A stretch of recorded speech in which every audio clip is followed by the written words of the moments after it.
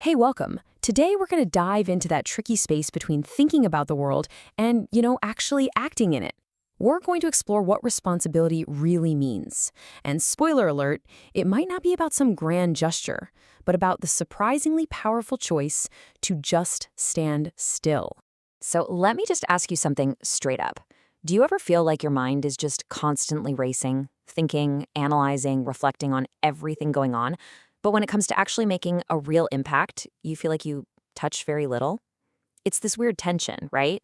And it's the exact dilemma that our story's main character, Roger, is wrestling with. Okay, so our first section here tracks a journey that I think is super common these days. That shift from being a passive spectator online, just scrolling and absorbing everything, to becoming an active participant in the real physical world right in front of you. So we meet Roger as he shows up at his uncle's house. And he's not there for some easy fix. He's just looking for a little clarity. He says his mind feels tangled. He's got this deep sense of, well, thoughtful inaction. He sees everything, he feels everything, but he feels like he influences almost nothing. His mind is full, but his hands feel empty.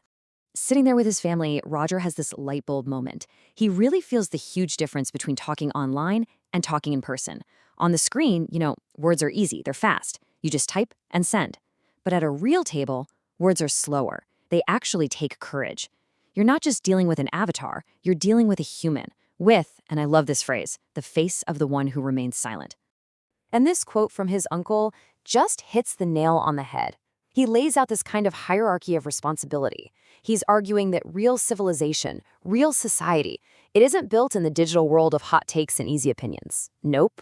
It's built first at home, then right there on your street, and only way, way at the end does the screen even matter.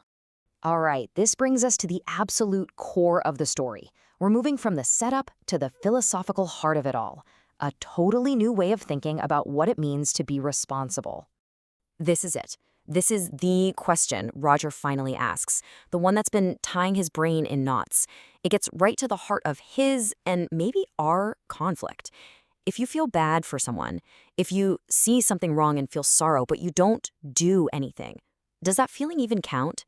Where does your responsibility actually begin and end?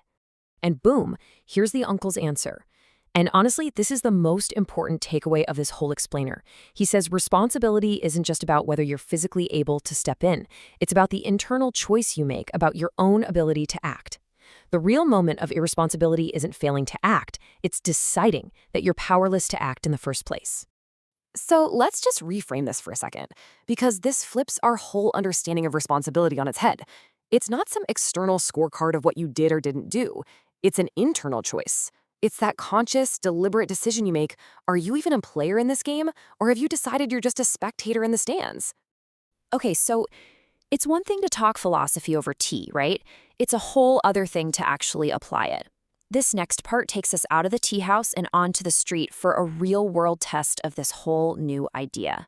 So as Roger leaves, he walks right into this quiet, tense little scene. There's an elderly vendor being told by a tired-looking officer that she has to leave. It's not some huge drama, no shouting, no violence.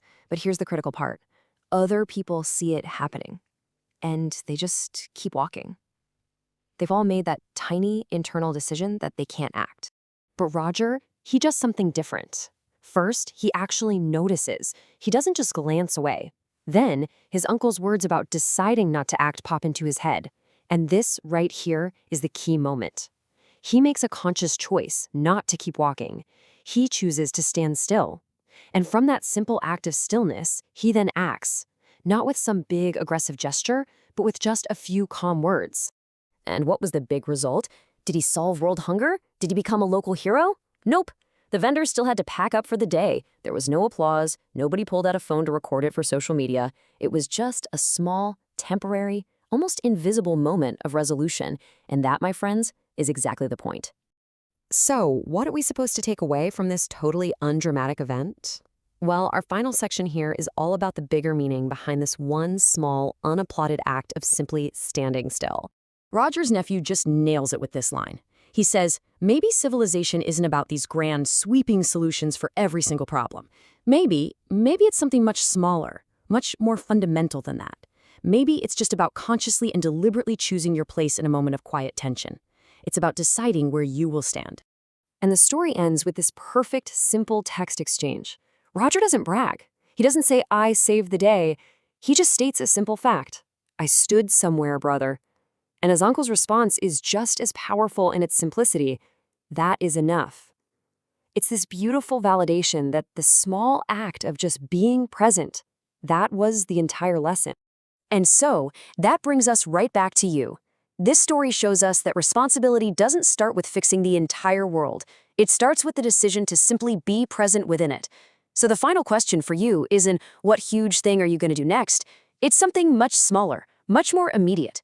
The next time you see one of those quiet little commotions, where will you choose to stand?